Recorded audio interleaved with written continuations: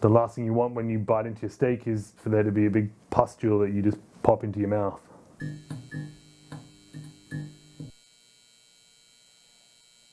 G'day guys, my name's Nick and this is Nicktrition. Today's video was actually suggested to me by a subscriber. They sent over a video by Jillian Michaels, who was the female American Biggest Loser coach. And she's recently uploaded a video to YouTube, which you can find in the description below, called How Much Protein Do We Actually Need and What Are the Best Types of Protein? So these are topics that I talk about quite regularly. I'm imagining they've sent it to me because I've got some differing opinions or have said some different things to what she says, and they want my take on it. I'll provide references for everything I say in the description if you want to look up the scientific studies. This video that I'm reacting to is already 8 minutes long, so I'll try and keep my interjections pretty brief. So if you want any more in-depth info, you can either check out my other videos or the references in the description. So without further ado, here we go. All right, beauties, I got a quick Beauties. I see you, Jillian. one for you today on protein. How much protein do you need? Why do you need it? How much protein is too much? What happens when you consume too much protein? Is there a better type of protein? There's some good questions. I'm going to answer it all right now. And I saw all these questions when I did that little blog or vlog on keto. I saw all these questions about protein, so here we go.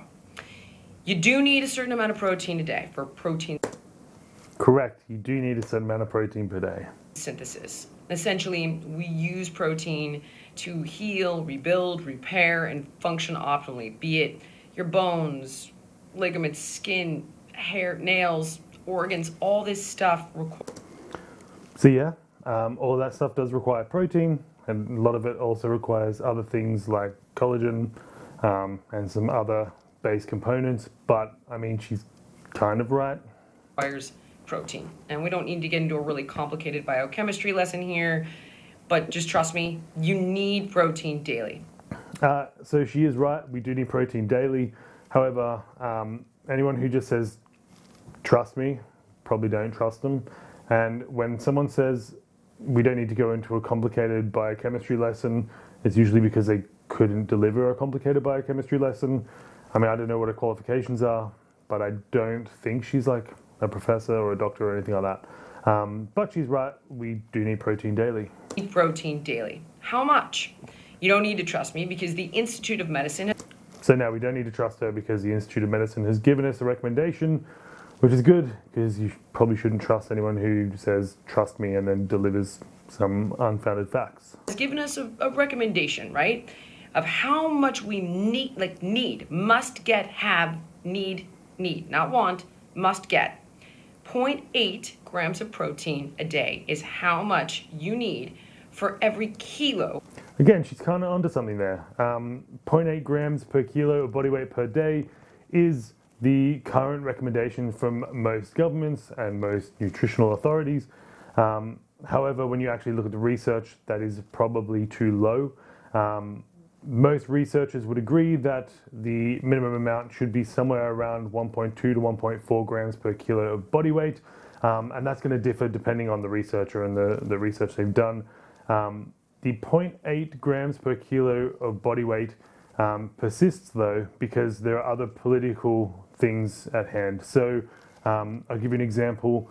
When a country has a minimum requirement for any nutrient, that is also the minimum requirement they should give when they give aid to another country. So if there's like a natural disaster, for example, and a country offers aid, the nutritional aid they give is at the level that they recommend. So if they recommend a higher amount of protein, for example, they then have to spend more on nutritional aid when they give it to other countries, or can only give fewer nutritional aid packages because each one contains more of whatever the nutrient is, in this case protein. There are other reasons for it as well, but what I'm trying to say is that there are reasons why the government doesn't just go, oh, the research says should be 1.2 grams, let's change our guidelines. There are other things that come into it. Of body weight. Okay, so now you're thinking like, oh my God, wait, what? I have to do math? Don't worry, I'm gonna make it simple. For those. Okay, if you're worried about the math, you can watch any of my protein videos where I go into this one specifically, how much protein do I need, or you can check out my calorie calculator in the description where I won't do it. The calculator will work out your TDEE or your total daily energy expenditure, and also give you some basic macros you can start with, which will include the amount of protein that the calculator recommends for you. And that is actually using some of the figures that Jillian quotes in this video. So I'm just going to skip through all the math stuff because I've already gone over it in other videos. How much is that? I need 42 grams of protein every day. All right? I really only need 168 calories of protein to function. Kind of surprising, right? It's surprising because it's wrong. If you only have 40 whatever grams of protein per day, you're probably going to be using amino acids from your body's stores, which are your muscles, to fill in any gaps that you don't have. Also, if you're only consuming that small amount of protein, it would need to be incredibly high quality and incredibly bioavailable. And if you're eating mixed meals, which most people do, it's not always the case. So now you're thinking, wait a second, wouldn't more protein be better? How come I've heard you say that I can go up to 30% protein? Well, okay. Up to 30% would be the maximum, okay? And usually they say 10% of your daily calories would be the minimum. So if you think about it, if I'm eating around 1,800 calories a day, my minimum is 170 grams of protein, or 170 calories of protein. So, oh, my dog's gonna cough right in the middle of our video. I hope a dog coughs. That would be incredibly cute. Please don't do this. Don't. Show me your dog. She calmed down. Show me the dog. So the minimum amount you need, provided, by the way, we're not overeating, which is a separate conversation, would be 10% of your daily calorie allowance, and the max you should go would be 30% of your daily calorie allowance. So anyone who tells you a percentage, you can pretty much ignore them. Now, my calorie calculator below uses a percentage, but that's just because of the calculation that it uses, and it's just a starting point. However, if you only use a percentage, your calorie values are going to dictate how much protein you can eat. For example, if you go into a calorie deficit because you want to lose weight, then the amount of protein you are eating is actually going to go down. Now, if you are only eating 10% of your calories from protein, then you'll definitely be under eating protein. Now, likewise, if you increase your calories, so you want to gain muscle, the amount of protein you'll be eating will actually increase. And this is inverse to what actually happens, what is actually required for these procedures. So if you want to lose fat, it's a pretty good idea to increase your protein intake because you want to maintain your lean muscle mass. If you want to gain muscle, you can actually afford to have a little less protein in your diet because you have other things working in your favor, such as optimized training and a calorie surplus, which can avoid muscle loss by themselves already. So for me, that would be roughly 550 calories of protein at my max, and my minimum would be roughly 170. So this is the range that you should live in, okay? Now, what happens when we... It's kind of right there. There is a range you should live in. It's not dictated by percentages though. It should be somewhere between 1.2 grams per kilo of body weight and 2 grams per kilo of body weight for most active individuals. For some people, they may want to go higher, but I'll go into that if she starts talking about how much protein is too much, which I think she mentioned she would. Eat too much protein. A lot... Like right now. A lot of bad stuff. No bad stuff. That's a lie. There's no bad stuff that happens if you eat too much protein, and you are healthy, and you have healthy kidneys, etc. So again, I don't want to get into a really long biology lesson here, you know, all the biochemistry and... So she's using words like biochemistry and long biology. She's trying to get her viewers to not want to hear that information. And maybe she knows it, and she, you know, it's too long for this video, or it's not for the type of person she's directing this video at.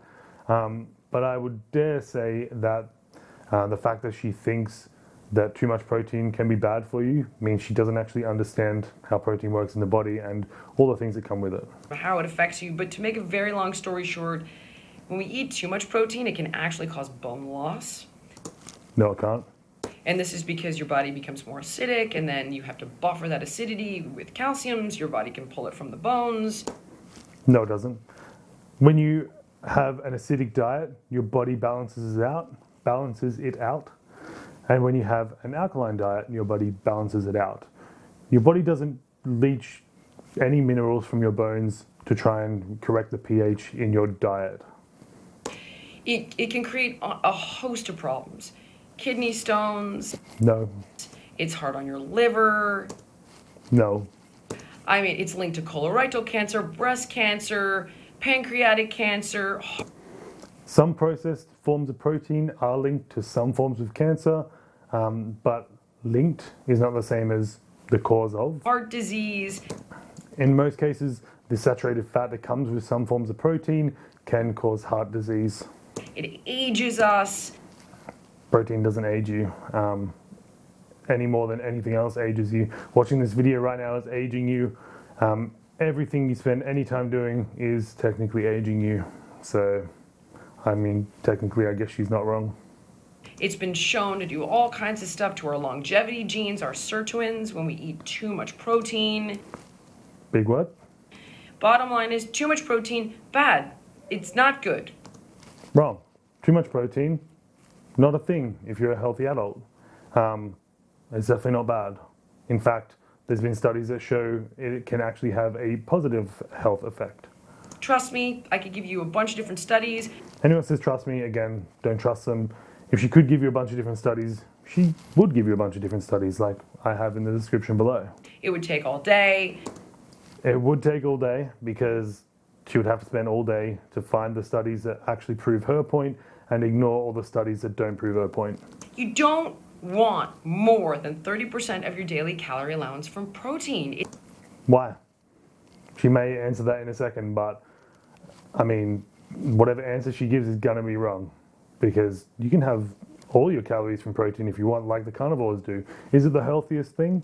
No, because there's other nutrients and micronutrients that need to be as part of a healthy diet. However, the 30% isn't like some sort of upper limit, and if you exceed that, it's all of a sudden unhealthy.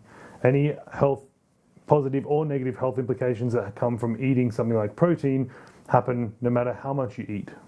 It's not a good thing. It's just not. It's not good for your health and your So it's not, longevity. apparently. So, Trust her. now then, is there a better type of protein? Yeah, more protein. Well, protein quality, there's actually a scale. There's a whole science to this. There is a science to this, which she's obviously not aware of. But we tend to think of better for you proteins as complete proteins. Now, what's a complete protein? A complete protein is a protein with all 9 essential amino acids. So for people who are vegan, they're probably flipping out right now. Don't flip out, because here's the good news. You don't have to get pissed at me. The good news is that you don't have to have a complete protein, because if you get a variety of different proteins, you can get all 9 essential amino acids without having to eat animal protein. Because yes, animal proteins tend to be the complete proteins. And then the next component Everything she said since I last interrupted? Correct. is bioavailability. So how well your body can essentially assimilate. Assimilate is not a great word, but you can kind of understand what she means. The protein you're eating and put it to work. So whey protein is one of the top, right? Top of the list on that. Correct. Whey protein is literally the gold standard. It is the thing they compare all other proteins to in the research. There's a reason why Optimum Nutrition have a protein called the gold standard whey. It's the gold standard. I'm not sponsored. Although if you want to sponsor me, Optimum Nutrition, you're welcome. Little scale of being a complete protein and being one of the most bioavailable. But, so if you're vegetarian, this is great news. You can supplement with whey protein. If you're vegan, it's okay. Just make sure that you're getting the minimum amount of protein and make sure that you're getting the 9 essential aminos from a different variety of foods so you can complete.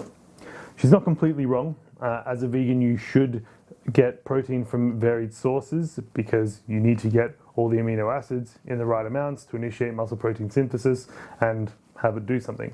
Now, there are certain combinations of vegan proteins that will do this better than others, and you can check that out when I make this video right here. If it's not here, check back for it because I'm going to make it tomorrow.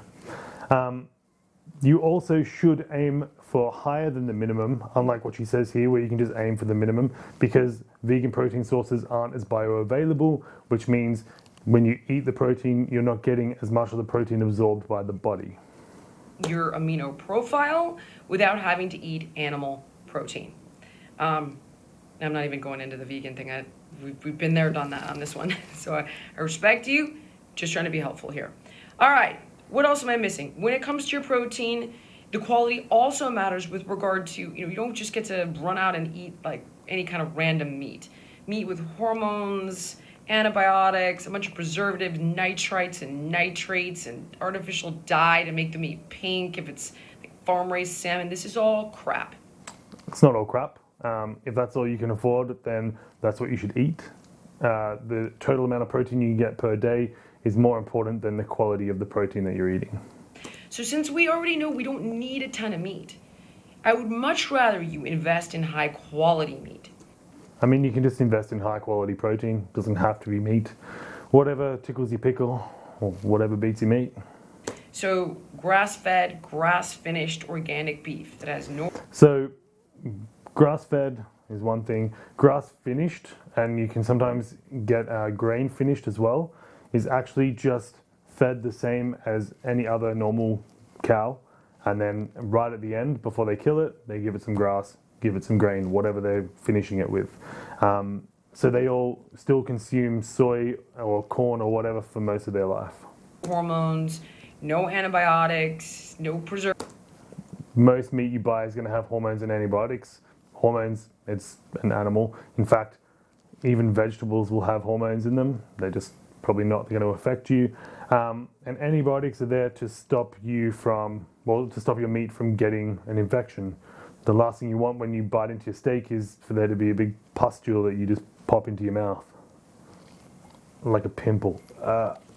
Preservatives is not being fed genetically engineered corn and soy. Well, as I already touched on, they are being fed corn and soy, and actually all vegetables are genetically engineered to grow in more varied climates, to grow at different times of the year, so that we can have enough to feed all these animals and all the people as well. No. Okay, organic chicken, wild-caught fish. She's actually mentioned another meat. That's good. Invest in better-for-you protein because you don't need a ton of it, but you do need a little, and the little that you eat, I want to be really high quality. So the great news is instead of buying a bunch of garbage protein, buy a small amount of protein and make it really high quality. She's kind of onto something there as well. She's using quality wrong though. You can consume, like for example, we used whey before. So whey is the highest quality, it's the gold standard. If all you consumed was whey, your body would absorb more protein than if all you consumed was, say, lentils, for example. Right? They're very far away from each other on the spectrum. Now, the higher quality your protein, it doesn't refer to, whether it was raised in a good farm or whatever she's on about, or if it's organic. The higher quality is talking about, does it have all of the amino acids and does it have them in enough quantities? Because if it does, then it's a high quality protein and you can get away with eating a little bit less compared to something that isn't bioavailable or maybe doesn't have enough of all the essential amino acids. So I hope that helps. No less than 10% of your daily calories should be, protein can be no less than 10% of your daily calories. I'm not starting this video over. Just don't post it then. It should be no more than 30% of your daily calories. It can be more than 30%. If you can, you want a complete protein, which is generally speaking, you want to get some complete protein, which is an animal-based product. If not, make sure it's varied enough to get all the amino acids in there. And make sure, if it is animal protein, that it's organic. Clean. It doesn't need to be organic. Okay. So there's not really much left for me to say. I've pretty much interrupted the whole way through and corrected everything she said that was wrong. There were a few things she said that were right. She obviously has some sort of knowledge about the topic.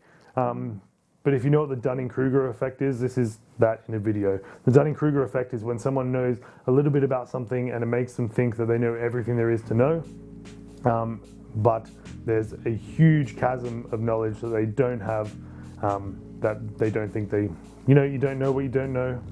This is she doesn't know what she doesn't know. Anyway, if you'd like to watch the video without my interruptions, the link is in the description. If you want the calorie calculator, which will give you some starting macros, including protein, link is in the description. If you want any of the references, again, in the description. The merch store is now live, so if you want any of my merch, I don't even have any yet, but that link is also in the description. Don't forget to like, subscribe, comment, share. Just show me love, however you want to do it.